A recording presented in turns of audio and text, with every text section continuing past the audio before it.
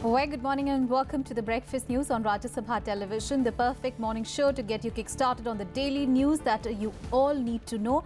I'm Aishwarya Kapoor and here are this morning's headlines. Prime Minister asks the Chief Secretaries to ensure traders registered under GST by 15th of August, also reviews issues of long-pending infrastructure projects. Kiran Rijiju to lead a central team to assess operations in flood-hit areas in northeast, to visit Assam, Arunachal Pradesh, Manipur. Death toll in Assam rises to 44.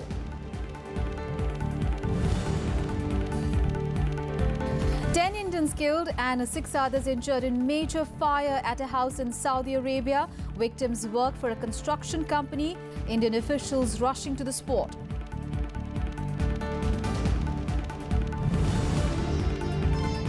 Australia defeat India by 8 wickets in ICC Women's World Cup, but skipper Mithali Raj enters record books, is now leading ODI run scorer in the women's cricket. And Andy Murray ousted and Djokovic retires hurt at the Wimbledon. Federer on course for an 8th title. Women's singles semi-finals today.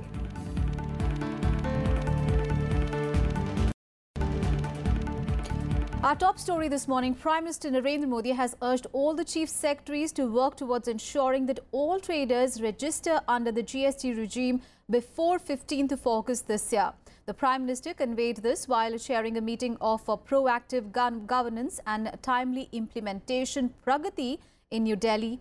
Now, GST, a single tax on the supply of goods and services, was rolled out on 1st of July this year. It ushers a new system of indirect taxes in the country. Now, during the meeting, the Prime Minister also reviewed many key issues of long-pending infrastructure projects in the railway, road and petroleum sectors spread over several states. The Prime Minister urged all the chief secretaries to emphasize on speedy implementation of such infrastructure projects. On to some other news now. Index of industrial production for the month of May this year stood at 1.7% compared to 2.7% in the month of March 2017. Now, according to the latest data released, a drop in the IIP or the factory output for the month of May is due to the dip in the mining sector and little growth in manufacturing activities. Last year, the IIP rose by 2.79% in April and 8% in May. Meanwhile, separate data revealed that consumer price inflation eased to 1.54% in June from 2.18% in May. Let's move on in the bulletin now. Now, NDA's presidential nominee Ram Nath Govind and his rival Meera Kumar continue to seek support for their candidature from across the country for the 17th of July polls. The opposition's nominee Meera Kumar will visit Madhya Pradesh today. During her day-long visit, Kumar would meet legislators of the Congress party in Bhopal. After their nomination last month, Kumar and Govind have been visiting various states as part of their campaign for the top constitutional post. Govind, on the other hand, would visit Himachal Pradesh and Rajasthan. During the day-long visit, he is expected to meet legislators and other party leaders as well. The former Bihar governor will be accompanied by Union Information and Broadcasting Minister Venkaiah Naidu. Meanwhile, the BJP Parliamentary Board is likely to meet today to finalize its candidate for the vice presidential poll.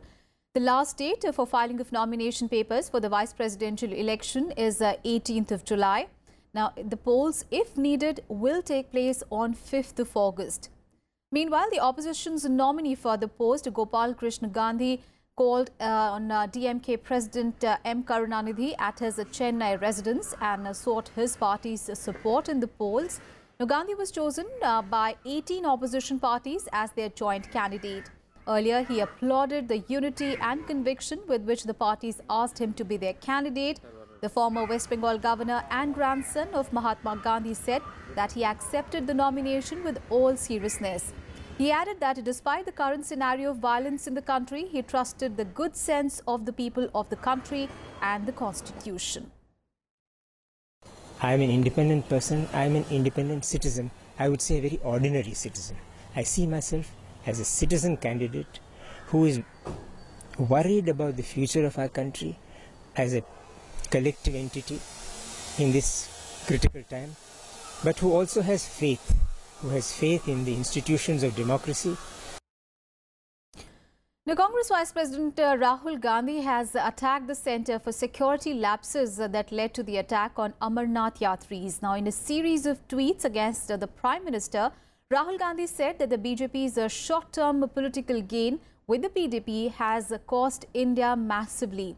Meanwhile, the biggest batch of pilgrims left for the shrine on Wednesday. Here are all the details. A fresh batch of pilgrims left for the Amarnath Yatra on Wednesday with over 3,700 yatris and 101 vehicles, including 55 buses and 40 light motor vehicles. This is the largest batch in the annual 40-day-long Amarnath Yatra. An armed convoy escorted the pilgrims at around 4 a.m. The Yatra has remained uninterrupted despite 7 pilgrims being killed and 19 more injured in Monday's terror attack in Khanabal. Markets in Pahalgam, the traditional route to the cave shrine, observed a shutdown to protest against the terror attack. अभी तो और ज्यादा होगी जी, अगर ऐसी वारदात करेंगे तो यात्रा बढ़ती ही जाएगी, कम नहीं होगी। सुरक्षा बहुत बढ़िया है और बकायदा कानवा के अंदर हम लोग की गाड़ियां जा गई हैं। सुरक्षा के पुख्ता इंतजाम है, बहुत बढ़िया इंतजाम है। और ये डायरेक्ट अटैक था जो जम्मू कश्मीर का जो भाईचारा है, जो हमारी कश्मीरियत है, जो हमारी हजारों सालों से ये जो हमारा एक अकीदा रहा है, एकजुट होके एक जबान में जिस तरह उन्होंने इस वाक़े की मजम्मत की और अपने गम और गुस्से का जो इजहार किया, मैं समझती हूँ उससे एक बार ये फिर जाहिर हो गया कि आप कितनी भी कोशिश कर लीजिए, आप कश्मीरियत को मार नहीं सकते। A massive hunt is underway to track down Lashkar-e-Toiba commander and Pakistani national Abu Ismail, who has been named as the mastermind behind the attack on the pilgrims. Officials said that Ismail, who has been active in Kashmir for several years, moved base to South Kashmir over a year ago. On Tuesday, security forces killed 3 terrorists near Budgam. The terrorists were killed after a search operation turned into an encounter. Opportunities to the terrorists to surrender. Not only did they refuse to surrender, they retaliated with heavy gunfire. In the ensuing gunfight, the internal areas of the house caught fire, and finally the terrorists were forced to come out firing, attempting to break the cordon. In the attempt, the people in the cordon brought on effective fire and eliminated all 3 terrorists. Opposition Congress launched a scathing attack on the Prime Minister for security lapses, which led to the attack on Amarnath Yatris. In a series of tweets, Congress Vice President Rahul Gandhi said that the Prime Minister's policies have created space for terrorists in Kashmir. The centre, however, expressed satisfaction with the increased security arrangements for Amarnath Yatra. हर वर्ष से भी अधिक यहाँ पर तैयारी है। सभी यहाँ पर लोकल पुलिस, स्टेट पुलिस और सभी फोर्सेस, जिसका ज़्यादा नेतृत्व सीआरपीएफ करती है, बीएसएफ के साथ में और भी फोर्सेस हैं। आर्मी भी इसमें काफ़ी ताकत के साथ में मदद करती है। ये सभी ने मिलकर अच्छा चौक यहाँ पे व्यवस्था अच्छी की है। Monday's attack was the worst on the annual pilgrimage in 16 years. In 2001, 13 people were killed during a terrorist strike in Sheshnag area close to the holy cave of Amarnath. Bureau Report, Rajya Sabha TV. More news from Jammu and Kashmir. 2 army jawans were killed on Wednesday as Pakistani troops ambushed a patrol party along the line of control in Kiran sector of Kashmir. An army official said that a patrol party of the army was ambushed and fired upon by Pakistani forces. Now, PTI is quoting official sources as saying that Pakistani troops resorted to unprovoked firing, targeting forward posts on the line of control in Kiran sector. The incident came just hours after 3 Hizbul Mujahideen militants were killed in a night-long encounter with security forces in Budgam. And now an update on the situation in Darjeeling, and the indefinite shutdown continues in the hills for the 29th consecutive day today. Violence erupted again in the Hill district on Wednesday, with the agitators setting ablaze a panchayat office and damaging a few government vehicles as well. The activists also held rallies at the Chowk Bazaar area with the body of Ashok Tamang.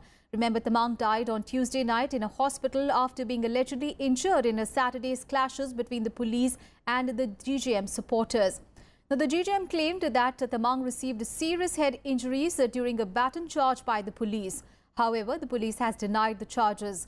Meanwhile, internet services remain suspended there. Police and security forces patrolled the streets of the hills and kept a tight vigil at the entry and the exit routes. Darjeeling, remember, is with unrest since 15th of June this year.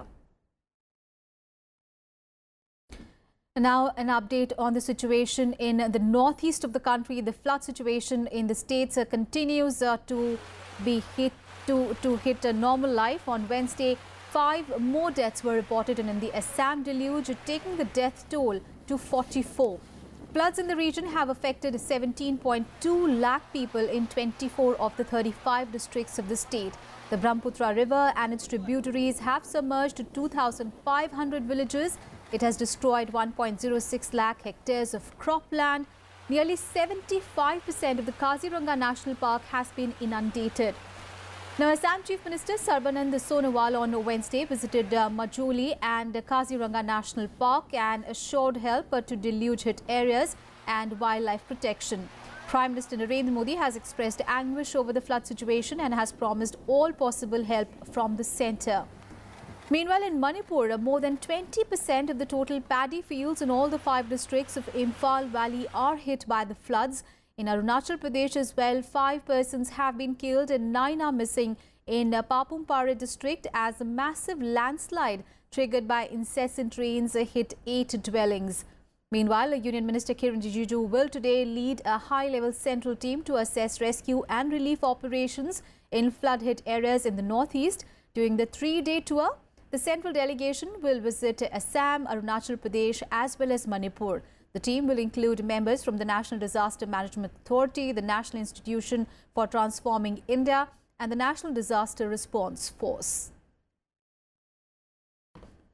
उनकी सुरक्षा के लिए सरकार की तरफ से जो भी कदम उठाना चाहिए, ये कदम उठाया गया है और मैं आज खुद आया और जानवर का हालत मैंने खुद देखा, तो इसलिए अगले दिनों में हमें हाईलैंड और भी यहाँ बनाना होगा और अभी ये समय है जो भी हाईलैंड में बसे हुए हैं उनके लिए अनाज हमें उसमें सप्लाई करना होगा, तो इसलिए मैंने आदेश जारी किया है. Situation of the flood in Kaziranga is alarming. So we have more than 50% of the areas which have been submerged underwater, and a lot of animals have migrated. And we have seen rhinos and deers as well as elephants which have migrated to the upper sides. And in breakfast news, time to slip into a very short break. We'll be back with more news. Stay tuned.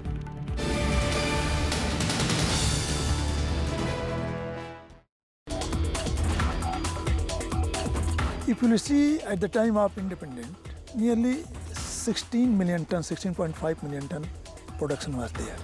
But nowadays production has reached to 175 at per estimate, nearly 10 times you can see. Earlier we are talking about the livelihood, but now we are talking about the nutrition security. Certainly vegetable is one. We have developed the 64 varieties in hybrid and all these things, nearly 22 vegetable crops. This is at farmer's field, but nowadays again 20 more varieties in the pipeline.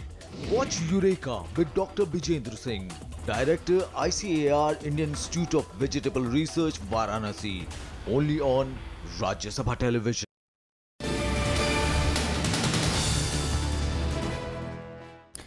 Thanks for staying with us. The Supreme Court has pulled up the Election Commission for not taking a clear stand on a plea seeking a lifetime bar on convicted politicians from contesting elections. Now, the court said that a silence was not an option for the Election Commission.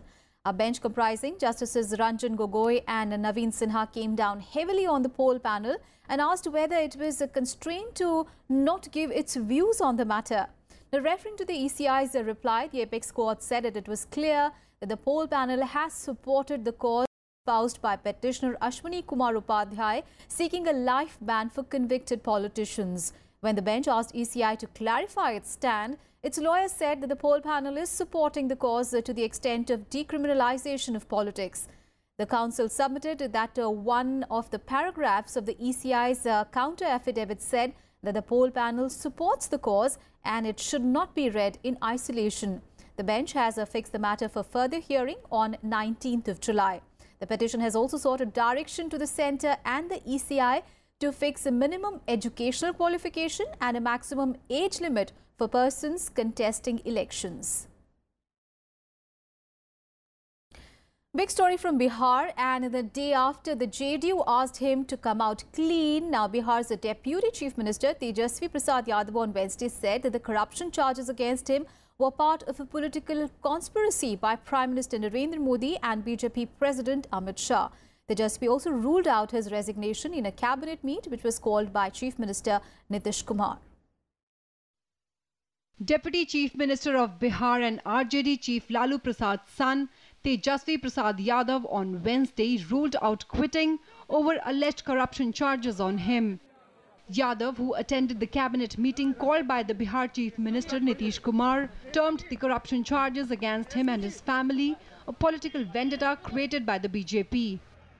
ये जो FIR जो हुआ है, इसमें हम यही कहना चाहते हैं कि ये पॉलिटिकली वेंडेटा के हिसाब से बीजेपी के राजनीतिक षड्यंत्र, अमित शाह और नरेंद्र मोदी जी के षड्यंत्र के हिसाब से ये केस कराया गया है. He also accused the BJP of creating conspiracies to break the Grand Alliance in Bihar. He further added that the charges date back to 2004 when he was a mere teenager. महागठबंधन तोड़ने के प्रयास में रहे हैं, हमें बदनाम करने के प्रयास में रहे. जब हमारे पास सत्ता आई, पावर आई, मंत्रालय आया, तब हमने कोई गलत काम नहीं किया और 13-14 साल के उम्र का बच्चा वो राजनीतिक षड्यंत्र करके घोटाला करेगा. While the RJD has rejected the possibility of Tejasvi quitting, JDU has asked him to put his defense out in the public domain. हमारी पार्टी की साफ समझ है कि सीबीआई का केस हुआ है, बिंदुवार आरोप लगे हैं, बिंदुवार उसका जवाब जनता की अपेक्षा है. अपराध और भ्रष्टाचार में जो हमारी पूर्व की नीति है, उस नीति से न हिलेंगे न डिगेंगे. Meanwhile, the BJP says giving more time to Tejasvi won't work and that the JDU should just sack him. Appeal करूंगा जेडीयू के नेताओं से, जब आपकी कार्यकारिणी ने एक प्रस्ताव पारित कर दिया है और आपने अल्टीमेटम दे दिया है, तो एक समय सीमा निर्धारित कीजिए, 24 घंटा, 48 घंटा, 72 घंटा. लेकिन जब वो इनकार कर दिए तब टाइमलाइन का भी कोई मतलब नहीं है. अब तो इनको तय करना है कि कितने घंटे में वो बर्खास्त करेंगे. On Tuesday, the JDU had asked the RJD to make its stand clear on the corruption charges against Tejasvi Yadav. Bureau Report, Rajya Sabha TV. Let's get you some more news from across the nation in Nationwide. The BJP will take out a Save Bengal march from Rajghat in New Delhi today. The Saffron Party has attacked the TMC government in West Bengal over the recent communal clashes in Basirhat in the North 24 Parganas district. It has alleged that the Chief Minister Mamata Banerjee was practicing the twofold politics of appeasement and repression in the state.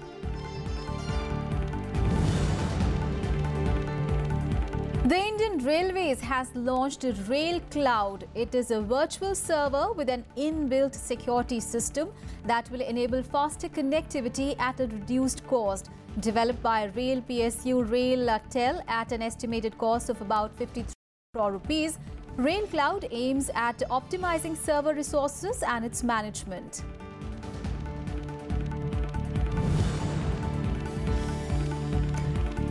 The Election Commission has cancelled the 29th of July boy by-poll to the Pake Kesang Assembly seat in Arunachal Pradesh.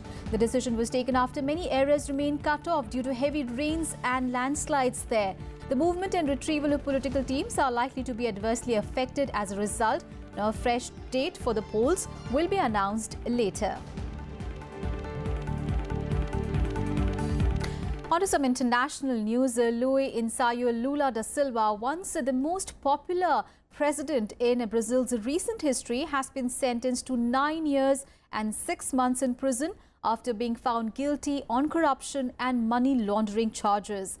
However, Lula has rejected claims that he received an apartment as a bribe in a corruption scandal linked to state oil company Petrobras. Now, the case is the first of the 5 charges against him. However, Lula will remain free pending an appeal. Now, his supporters denounced the sentence as political persecution. Lala won 2 mandates, serving for 8 years as president until 2011. Now, unable to stand for a 3rd consecutive term, he was succeeded by close ally Dilma Rousseff, who was later impeached. Lula had expressed interest in running again in next year's election for the left-wing Workers' Party. However, if his conviction is upheld by a higher court, he will be ineligible to stand. The ruling marks an extraordinary fall for a leader whom Barack Obama once called the most popular politician on the earth. Recebeu a notícia com a serenidade do inocente e com a indignação de injustiçado. Agora, os desdobramentos nós vamos trabalhar para... Acho que não tinha razão para condenar. Eu acho que não tinha razão para condenar. Eu acho que ela não veio nem cedo nem tarde demais.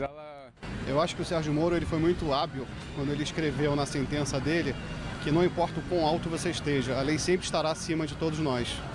Tem que cumprir a lei. Se ele fez errado, aparentemente ele fez, ele tem que pagar pelos seus crimes. News from the United States now, and Donald Trump's pick to lead the FBI has rejected the president's depiction of a probe into alleged Russian meddling in the U.S. election as a witch hunt. Now, Christopher Wray on Wednesday said that he had no reason to doubt the assessment by U.S. intelligence agencies that Russia sought to influence the 2016 election in Trump's favor. Wray further went on to say that he would refuse to pledge loyalty to Trump and vowed to quit if told by the president to do something unlawful. Wray has been nominated by Trump on 7th of June to replace the fired James Comey as the FBI director. Remember, Comey had told a congressional hearing that Trump had requested a pledge of loyalty to him, which he had refused to give. If I am given the honor of leading this agency, I will never allow the FBI's work to be driven by anything other than the facts, the law, and the impartial pursuit of justice, period, full stop. My loyalty is to the Constitution and to the rule of law. And at least 10 Indians were killed and 6 others were injured when a major fire ripped through a windowless house in Saudi Arabia. External Affairs Minister Sushma Swaraj in New Delhi said that officials of the Indian consulate in Jeddah are rushing to Najran following the incident. A response came after a woman sought the External Affairs Minister's help to bring back the mortal remains of one of those killed in the incident. Now, apart from the 10 Indians, a person was killed whose identity was not immediately known. The workers who belonged to a construction company were living near a gold market area in Faisalia district. The fire broke out due to a short circuit in an old air conditioning unit, according to primary information. And what else is making news from around the globe? Let's take a look in the World Wrap.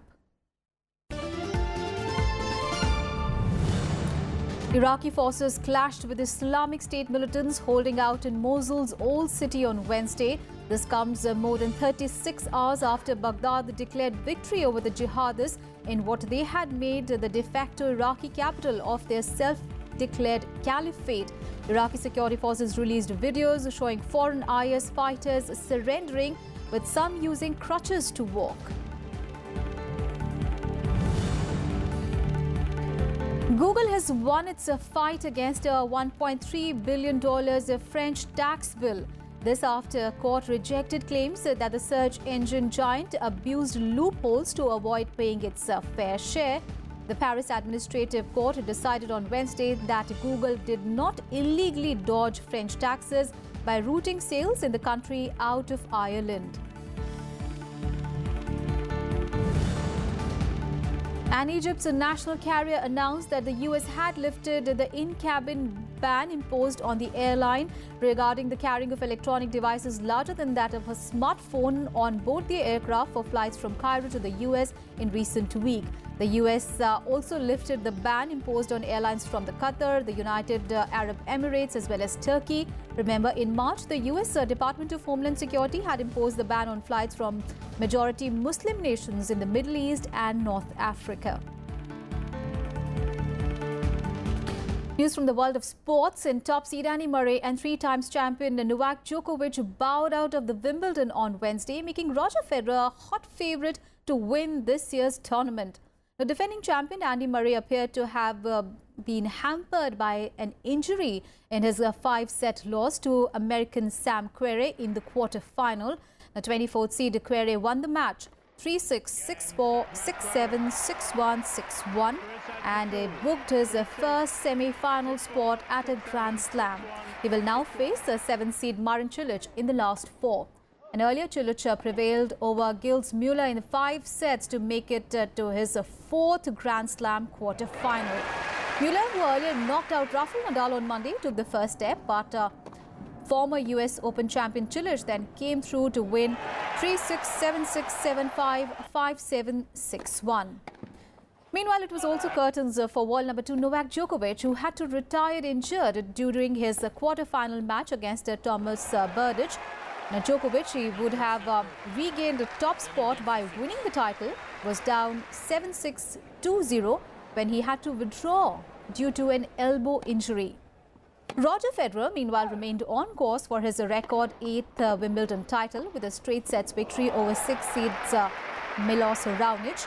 The 18th times Grand Slam champion made short work of beating last year's runner-up Raonic with a trademark display, winning the match 6-4, 6-2, 7-6 in just under 2 hours. He will next face Czech world number 15 Thomas Berdych in the semi-final on Friday. Meanwhile, for India, it was a mixed day as Rohan Bopanna reached the mixed doubles quarterfinals, while Sania Mirza failed to cross the third round hurdle in the same event. Now, 4th seeds Sania Mirza and Ivan Dodid were upset 6-7, 4-6 by Henry Contien and Heath. Meanwhile, Rohan Bopanna and his Canadian partner Gabriela Dabrowski beat the Croatian pair of Nikola Metkic and Anna Konju 7-6, 6-2 to reach the last 8. Speaking about the women's singles, now the semi-final will be played today. In the first semi-final, Spain's Gabriela Muguruza will take on unseeded Magdalena Ryborikova. In the second semi-final, 5 times the champion Venus Williams will face Britain's Johanna Konta for a place in the final.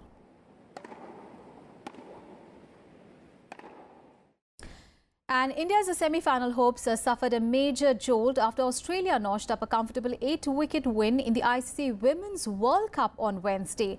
Now, put into bat first, India set a target of 227 runs with opener Poonam Rao scoring a brilliant century.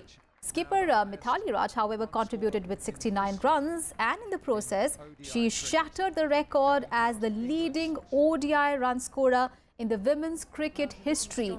Mithali Raj surpassed England cricketer Charlotte Edwards' 5,992 runs in 191 matches.